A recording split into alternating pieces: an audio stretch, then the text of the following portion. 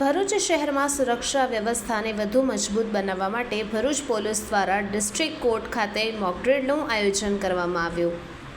અચાનક બનતી ઇમરજન્સી પરિસ્થિતિઓમાં ઝડપી પ્રતિસાદ અને સંકલન સુનિશ્ચિત કરવા માટે આ મોકડ્રીલ યોજાઈ હતી।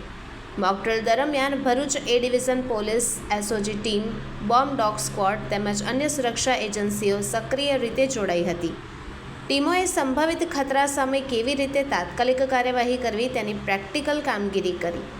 આ અભ્યાસ દરમિયાન સુરક્ષાને ધ્યાને રાખી કોર્ટ પરિસરને તાત્કાલિક ખાલી કરવામાં આવ્યું હતું અને લોકોને સુરક્ષિત સ્થળે ખસેડવામાં આવ્યા હતા।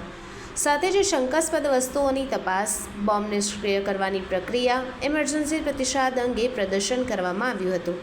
પોલીસ અધિકારીઓના જણાવ્યા અનુસાર આવી મોકડ્રીલ દ્વારા સુરક્ષા દળોની તૈયારી અને સંકલન ક્ષમતા વધુ મજબૂત બને છે, જેથી કોઈપણ ઇમરજન્સી પરિસ્થિતિમાં ઝડપી અને અસરકારક કામગીરી કરી શકાય।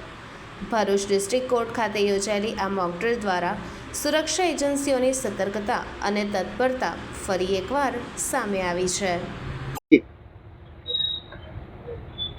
કેટલીક વખતે કોઈ સરકારી બિલ્ડિંગોને ઉડાવી દેવા માટે ઈમેલથી કે ટેલિફોનિક દ્વારા વિસ્ફોટક પદાર્થથી ઉડાવી દેવાની નનામી ધમકીઓ મળતી હોય છે।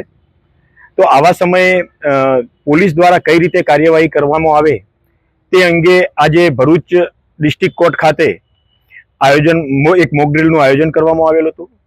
આ મોકડ્રીલમાં ભરૂચ જિલ્લા પોલીસની ભરૂચ શહેર એ ડિવિઝનની પોલીસ ટીમ, ભરૂચ જિલ્લા એસઓજી પોલીસ ટીમ અને ભરૂચ જિલ્લાની બીડીએસની ટીમ દ્વારા ભાગ લેવામાં આવેલો હતો।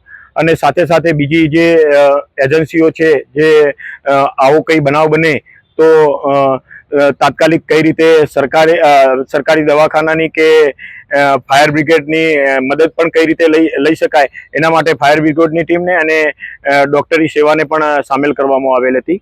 આ મોકડ્રીલ દરમિયાન કોઈ પ્રજામાં કોઈ ભયનું વાતાવરણ ના ફેલાય, કોઈ અવ્યવસ્થા ના સર્જાય એ માટે પોલીસે કઈ રીતે કામ કરવું એની એક ડ્રીલ કરવામાં આવેલી હતી। જે ડ્રીલ આજે એક સફળતાપૂર્વક ભરૂચ પોલીસ દ્વારા અને જે એમાં બીજી એજન્સીઓને જે સાથ સહકાર લેવાનો હોય છે એ તમામ એજન્સીઓ અને તમામ સિસ્ટમ દ્વારા એક સફળતાપૂર્વક આ ડ્રીલને પાર પાડવામાં આવેલી હતી।